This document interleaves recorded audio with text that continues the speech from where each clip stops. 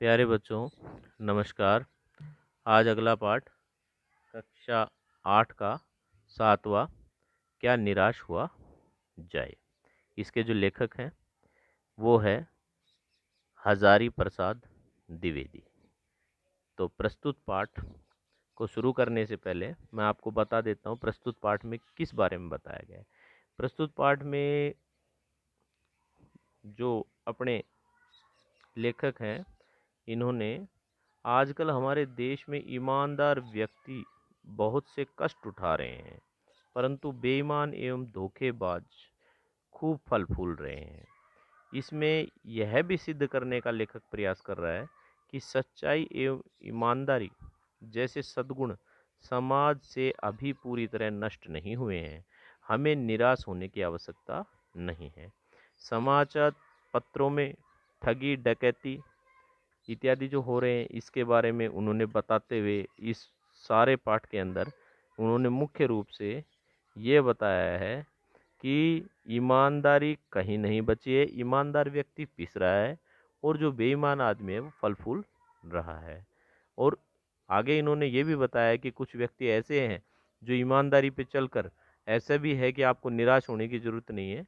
ऐसे भी व्यक्ति हैं जो आज भी ईमानदारी पे जी रहे हैं और अच्छा फल पा रहे हैं। तो इसलिए हमें चाहिए हम भी ईमानदार बने। तो चलिए बच्चों इस पाठ को आरंभ करते हैं। इस पाठ को आप आरंभ से देखो। तो मैं पढ़ना आरंभ करता हूँ। देखो, मेरा मन कभी कभी बैठ जाता है। समाचार पत्रों में ठगी, डकैती, चोरी, तस्करी और भ्रष्टाचार के समाचार भरे रहते हैं। आरोप प्रत्यारोप का कुछ ऐसा वातावरण बन गया है कि लगता है देश में कोई ईमानदार आदमी ही नहीं रह गया है। हर व्यक्ति संदेह की दृष्टि से देखा जा रहा है। जो जितने ही ऊंचे पद पर हैं उनमें उतने अधिक दोष दिखाई देते हैं। तो अब इसके अंदर क्या बताया लेखक, क्या वर्णन करना चाहता है। लेखक कहता है देश की स्थिति को देखकर कई बार मेरा मन उदास हो जाता है कि आजकल समाचार पत्रों में जो ये ठगी की खबरें, चोरी, डकैती और तस्करी और भ्रष्टाचार के समाचार दिखाई दे रहे हैं, इससे हमारे पूरे देश के अंदर क्या है, बुरे आचरण का दोष लगाया जा रहा है और आरोपों के बदले लगाए जाने वाले आरोपों तथा बुराइयों को देखकर दुखी होते हैं लोग। साथ ही मन में प्रश्न उठता है कि क्या देश में कोई भी ईमानदार व्यक्ति का व्यवहार करने वाला शेष नहीं रहा है। देश का वातावरण बुराइयों से इतना भर गया है कि किसी पर भरोसा करना कठिन है।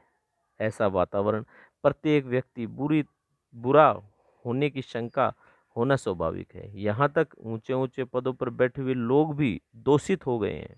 वो भी घूस खा रहे हैं और वो अपने पद का अहित बिना बात का लाभ उठा रहे हैं। समाचार पत्रों में उन दोषों को प्रकाशित किया जा रहा है।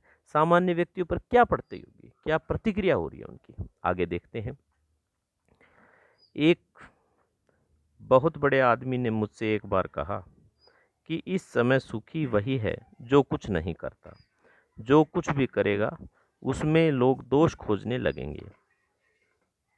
उसके सारे गुण भुला दिए जाएंगे और दोषों को बढ़ा चढ़ाकर दिखाया जाने लगेगा।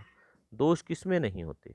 यही कारण है कि हर आदमी दोषी अधिक दिख रहा है, गुणी कम या बिल्कुल ही नहीं। स्थिति ऐसी है तो निश्चय ही चिंता का विषय है। क्या यही भारतवर्ष है जिसका सपना तिलक और गांधी ने देखा था, रविंद्रनाथ ठाकुर और मनमोहन मालवीय का महान संस्कृति सभ्य भारतवर्ष किस अतीत के गहर में डूब गया। आर्य और द्रविड़, हिंदू और मुसलमान, यूरोप और भारतीय आदर्शों की मिलन भूमि, मानव महासमुद्र क्या सूख ही गया? मेरा मन कहता है ऐसा हो नहीं सकता। हमारे महान मनीषियों के सपनों का भारत है और रहेगा। तो यहाँ तक अगर बच्चों अपन देखें तो इसमें प्रसंग भी बनता है। आपको पता है कि गद्य और पद की अलग अलग सह प्रसंग व्याख्याएं भी कई बार आ जाती हैं, तो साथ इसका प्रसंग भी देख लो ताकि आपको आगे लिखने में दिक्कत नहीं आए। तो प्रसंग क्या बनेगा? प्रस्तुत गद्यांश हिंदी की जो हमारी पाठ्य पुस्तक है, नाम लिखेंगे वसंत भाग 3 में संकलित पाठ क्या निराश हुआ जाए से लिया गया है। इसमें लेखक ने इसके लेखक हजारी प्रसाद द्विवेदी ने बताया है कि एक बड़े आदमी ने मुझसे कहा था कि जब कोई व्यक्ति काम करेगा तो लोग उसमें दोष भी अवश्य निकालेंगे। अंततः सुखी वही है जो काम नहीं करता। इस पर लेखक को बुरा लगा कि अगर स्थिति यह है तो निश्चय ही चिंता की बात है। उसका विश्वास है कि सभी बुराइयों के बाद भी प्राचीन मानवीय भावनाएं एवं आदर्श समाप्त नहीं हुए हैं। उसके बाद ये आपका प्रसंग बन जाएगा। उसके बाद आपको इसको खोल के लिख लेना है। कैसे? जैसे कि भारतवर्ष के अंदर में चारों ओर बुराइयां फैली हुई है, समाज में भ्रष्टाचार, अनैतिकता, चोरी, तस्करी, बेईमानी फैली हुई है। इस पर चिंता प्रकट करते हुए लेखक पूछता है, इसी प्रकार से इसको विस्तार में लिख देना है। और जहां विशेष आएगा वहां बच्चों क्या लिखना है? विशेष, लेखक ने बुराइयों से रहित देश के भविष्य की कामना की है। लेखक ने प्रभावपूर्ण भाषा शैली का प्रयोग किया है। अब अपन आगे बढ़ते हैं।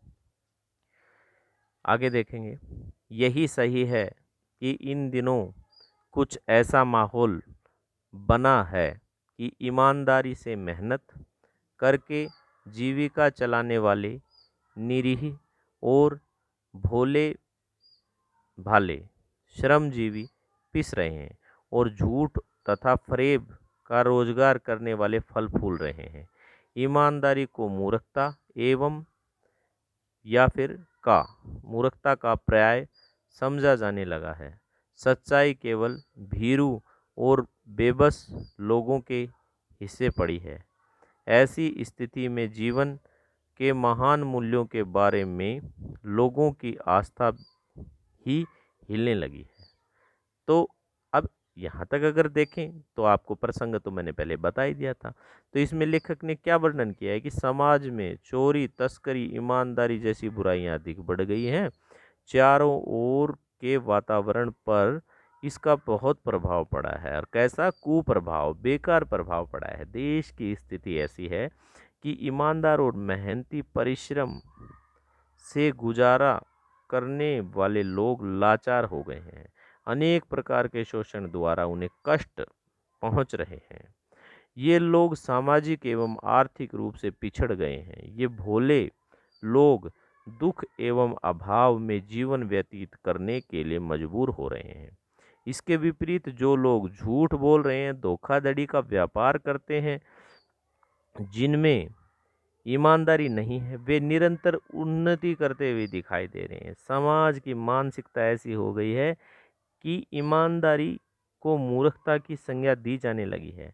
सच्चाई के मार्ग पर केवल वे लोग दिखाई दे रहे हैं जो धर्म के विरुद्ध आचरण करने से डरते हैं, अर्थात या अथवा जो लोग विवश लाचार सच्चाई के मार्ग पर जाने के अतिरिक्त कोई दूसरा मार्ग अपनाने में असमर्थ है। जब चारों ओर का वातावरण ऐसा हो गया है तो जो प्राचीन एवं महान जीवन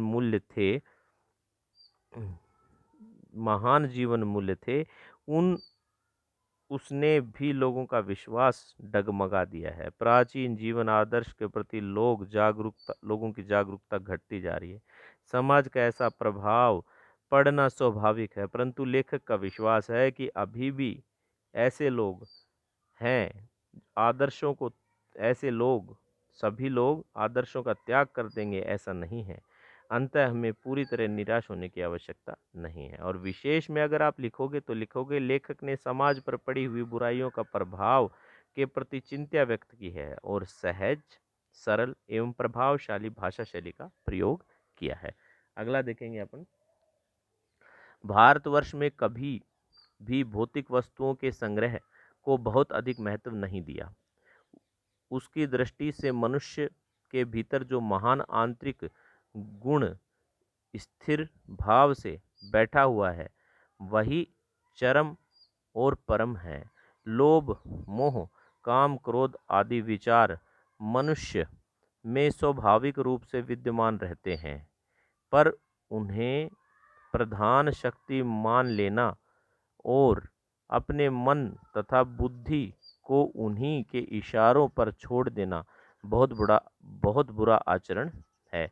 भारतवर्ष में भारतवर्ष में कभी भी उन्हें उचित नहीं माना। उन्हें सदा संयम और बंधन से बांधकर रखने का प्रयत्न किया, परंतु भूख की उपेक्षा नहीं की जा सकती है। बीमार के लिए दवा की उपेक्षा नहीं की जा सकती है। गुमराह को ठीक रास्ते पर ले जाने के उपायों की उपेक्षा नहीं की जा सकती है। इसमें लेखक क्या बता रहा है कि हर व्यक्ति के मन में लोभ, मोह, काम, क्रोध ये सारी चीज़ें होती हैं, लेकिन उसको इतना मत हावी होने दो कि आप अपना अपना जो मुख्य कार्य है वही भूल जाओ। और ये नहीं है कि हम गुमराह व्यक्ति को अगर ठीक रास्ता दिखाएंगे तो वो ठीक नहीं हो सकता। हमें प्रयत्न लगातार करते रहना चाहिए। आगे देखो, हुआ यह कि इस देश के कोटि कोटि दरिद्र जनों की हीन अवस्था को दूर करने के लिए ऐसे अनेक कायदे कानून बनाए गए हैं जो कृषि, उद्योग, वाणिज्य, शिक्षा और स्वास्थ्य की स्थिति को अधिक उन्नत और सुचारू बनाने के लक्ष्य से प्रेरित हैं, परंतु जिन लोगों को इन कार्यों में लगना उनका मन सब समय पवित्र नहीं होता। प्राय वे ही लक्ष्य को भूल जाते हैं और अपनी ही सुख सुविधा की ओर ज़्यादा ध्यान देने लगते हैं। भारतवर्ष सदा कानून को धर्म का रूप देखता आ रहा है। आजकल एकाएक कानून और धर्म में अंतर कर दिया गया है। धर्म को धोखा नहीं दिया जा सकता, कानून को दिया जा सकता है। यही कारण है कि लोग धर्म भीरू हैं। वे कानून की त्रुटियों का लाभ उठाने में संकोच नहीं करते हैं।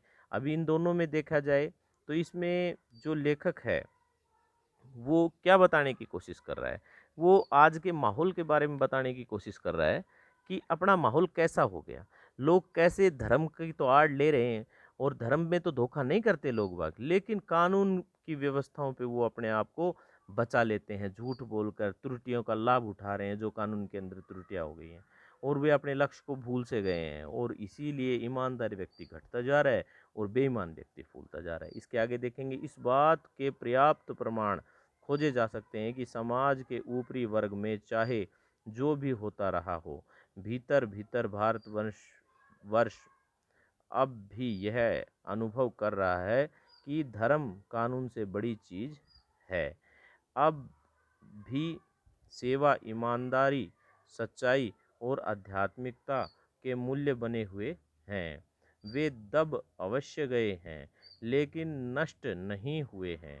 आज भी वह मनुष्य से प्रेम करता है, महिलाओं का सम्मान करता है, झूठ और चोरी को गलत समझता है, दूसरों को पीड़ा पहुंचाने वाले को पाप समझता है।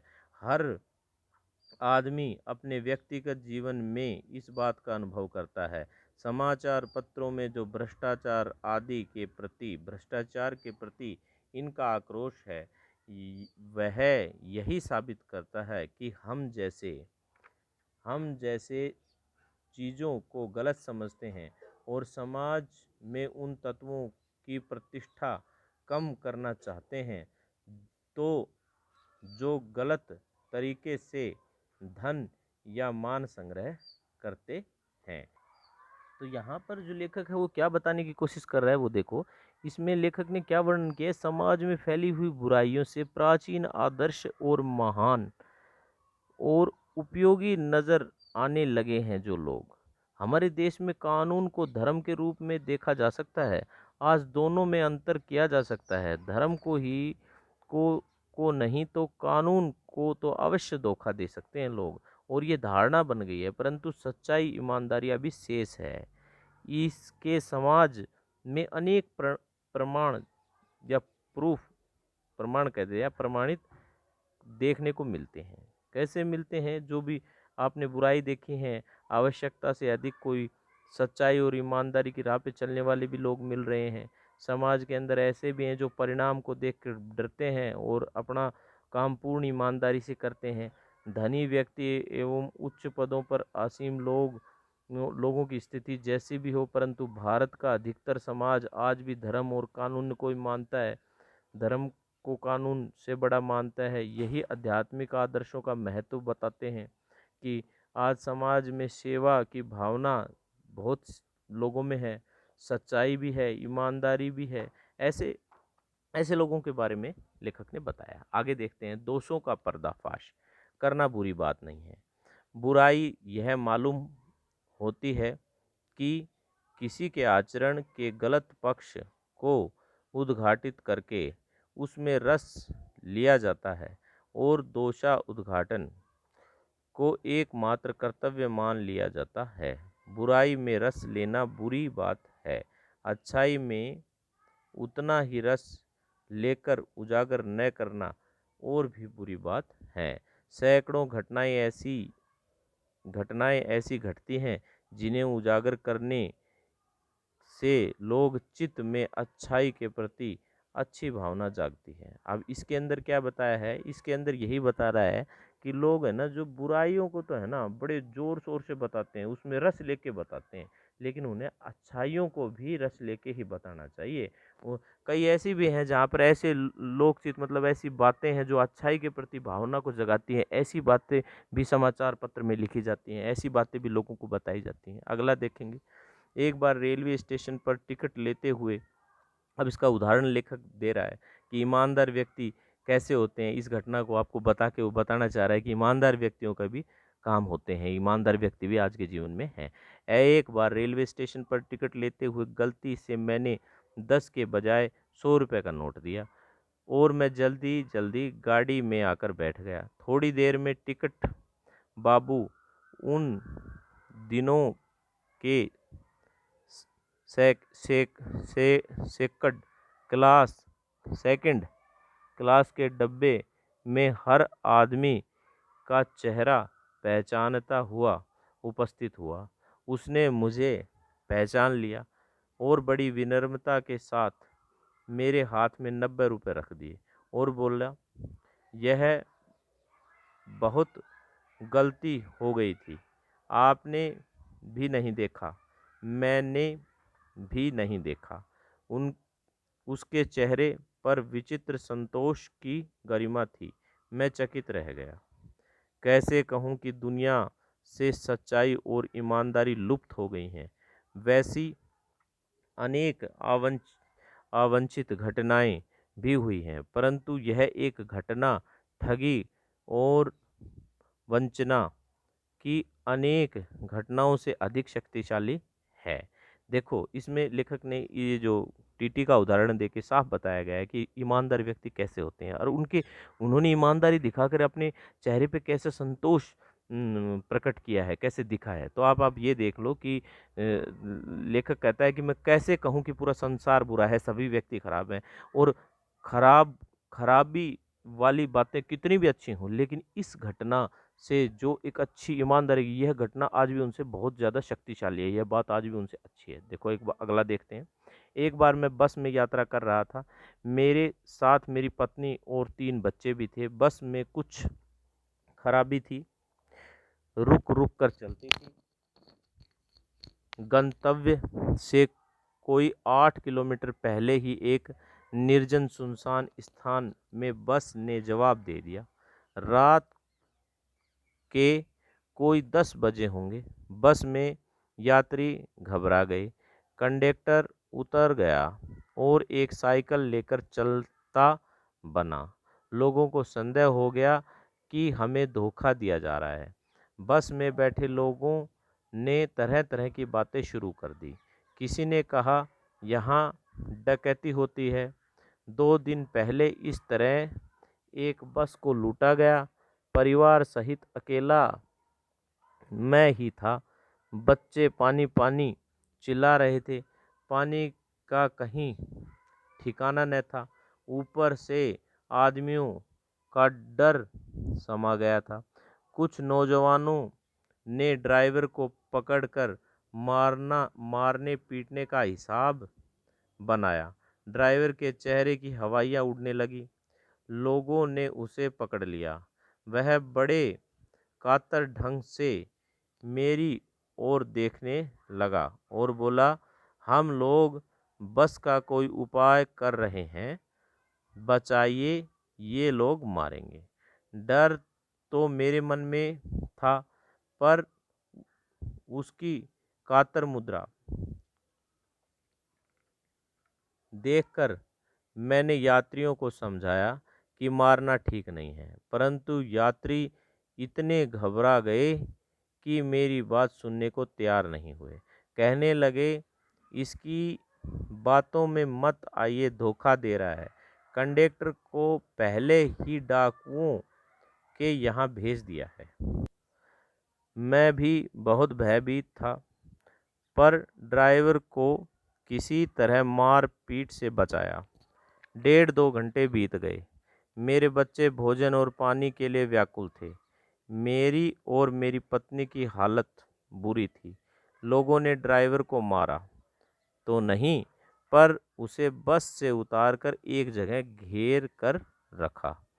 कभी भी दुर्घटना होती है तो पहले ड्राइवर को समाप्त कर देना उन्हें उचित जान पड़ा। मेरे गिड़गिड़ाने का कोई विशेष असर नहीं हुआ। इसी समय क्या देखता हूँ कि एक खाली बस चली आ रही है और उसके उस पर हमारा बस कंडक्टर भी बैठा हुआ है। उसने आते ही कहा, अड्डे से नई बस लाया हूँ, इस बस में बैठिए। वह बस चलाने लायक नहीं है। फिर मेरे पास एक लोटे में पानी और थोड़ा दूध लेकर आया और बोला, पंडित जी, बच्चों का रोना मुझसे देखा नहीं गया, वहीं दूध मिल गया, थोड़ा लेता आया। यात्रियों ने फिर जान आई। सबने उसे धन्यवाद दिया। ड्राइवर से माफ़ी मांगी और 12 बजे से पहले ही हम सब लोग बस अड्डे पहुंच गए। अब इसमें लेखक क्या बताना चाहता है? इसमें भी लेखक ने यही उदाहरण दिया है कि लोग सच्चाई जानते नहीं हैं। कोई भी छोटी मोटी बात हो जाती है तो वो सोचते हैं कि भी ये दोषी है, और सच्चाई देखो इससे विपरीत होती है। इसलिए लेखक क्या कहना चाहता है कि ईमानदारी आज भी बच रही है हमारे देश में, और हमें ऐसा कोई कार्य नहीं करना चाहिए। हमें पहले दूसरे को अच्छी तरह समझना चाहिए कि कहीं कोई गलती हमसे तो नहीं हो रही, ताकि बाद में हमें पछताना ना पड़े। इस तरह की बातों इस उदाहरण से इस तरह की बात आप लोगों को लेखक समझाना चाहता है। आगे देखो, कैसे कहूँ कि मनुष्यता एकदम समाप्त हो गई है। अब लेखक यही बता रहा है, कैसे कहूँ कि लोगों के मन में दया माया रह ही नहीं गई। जीवन में जाने कितनी ऐसी घटनाएं हुई हैं जिन्हें मैं भूल नहीं सकता हूँ। अब इसमें यही बता रहा है लेखक कि बेईमानी की घटनाएं भी नित्य अखबार में बच्चों आप लोग पढ़ते होगे, देखते होगे, लेकिन ईमानदारी की भी घटनाएं बहुत सी होती हैं। बहुत व्यक्ति ईमानदार होते हैं, सारा देश बेईमान नहीं है। हाँ, कुछ व्यक्ति हैं तो वो आज भी वो जो भगवान जिंदा है, कहते हैं ना कि जो धर्म का फैसला है, धर्म में लोग आस्था क्यों रखते हैं? क्योंकि वो देखते हैं कि किसी व्यक्ति ने अगर गलत किया तो उसको गलत फल मिल गया। इस प्रकार की बातें लेखक ने आप लोगों को समझाने का प्रयास किया है। ठगा भी गया हूँ, धोखा भी खाया है, परंतु बहुत कम स्थलों पर विश्वासघात नाम की चीज़ मिलती है। केवल उन्हीं बातों का हिसाब रखो जिनमें धोखा खाया है। जो जीवन कष्टकर हो जाएगा, परंतु ऐसी घटनाएं भी बहुत कम नहीं हैं जब लोगों ने अकारण सहायता की है, निराश मन को ढाढ़स दिया है और हिम्मत बंधाई है। कविवर रविंद्रनाथ ठाकुर ने अपनी प्रार्थना गीत में भगवान से प्रार्थना की थी कि संसार में केवल नुकसान ही उठाना पड़े, धोखा ही खाना पड़े, तो ऐसे अवसरों पर भी हे प्रभु मुझे ऐसी शक्ति दो कि मैं तुम्हारे ऊपर संदेह ना करूं। अब इसमें भी क्या बताया जा रहा है, इसमें लेखक बार बार एक ही बात कहता है कि आप लोगों को इससे क्या संदेश लेना है कि बुरा व्यक्ति जो होता है वह अपनी बुराई कुछ दिन तक ही करता है, और धर्म के अनुरूप जब कई व्यक्ति देखते हैं तो 100 में से 8 को उनका फल भी बुरा मिलता है। लेकिन ईमानदार व्यक्ति आज की डेट में, आज के समय में हमारे देश में बहुत हैं, और अपने को भी उनकी तरह ईमानदार रहना है, इन उदाहरणों को बढ़ाना है। इससे अपने आप को यही शिक्षा लेनी है। अब आगे देखेंगे, मनुष्य की बनाई विधियां गलत नतीजे नतीजे तक पहुंच रही हैं तो इन्हें बदलना होगा। वस्तुतः आए एक दिन इन्हें बदला ही जा सकता है, लेकिन अब भी आशा की ज्योत बुझी नहीं है। महान भारतवर्ष को पाने की संभावना बनी हुई है, बनी रहेगी। मन में निराश होने की जरूरत नहीं है। अब इसके अंदर जो अंततः है निष्कर्ष पे अपन पहुंचते हैं, तो लेखक क्या बताता है, इस निबंध में समाज और भारतवर्ष के प्रति आशावादी विचार व्यक्त किए हैं लेखक ने। इसमें लेखक ने गलत नीतियों के स्थान पर सही नीतियों का अपनाने का संदेश दिया है सभी बच्चों को। और लेखक क्या बता रहा है इस अंतिम गद्यांश के अंदर कि आज समाज में मनुष्य द्वारा बनाए गए नियम एवं नीतियां गलत सिद्ध हो रही हैं। वो इन गलत नीतियों और नियमों को हमें बदलना होगा, तभी समाज एवं देश सही मार्ग की ओर बढ़ सकेगा। अंततः बार बार बदलाव की आवश्यकता पड़ती है। लेखक का मानना है कि भारत में अब भी आशा की ज्योति बुझी नहीं है। भारतवर्ष में अब भी उच्चादर्श विद्यमान है, इसलिए महान भारतवर्ष को पाने की संभावना आज भी बनी हुई है। भारतवर्ष महान था, महान है, भविष्य में भी महान रहेगा। लेखक को इसकी पूर्ण आशा है। देखो यहाँ पे होती है समाप्ति। अब इसका अगर विशेष अपन देखें तो क्या है, लेखक आशावादी दृष्टिकोण को व्यक्त कर रहा है और भाषा सरल एवं भाव अनुकूल है। ये पाठ बच्चों पूरा हो गया है। आशा करता हूँ आपको समझ में पूर्ण रूप से आया। फिर भी नहीं समझ में आता तो आप पुनः पूछ सकते हैं।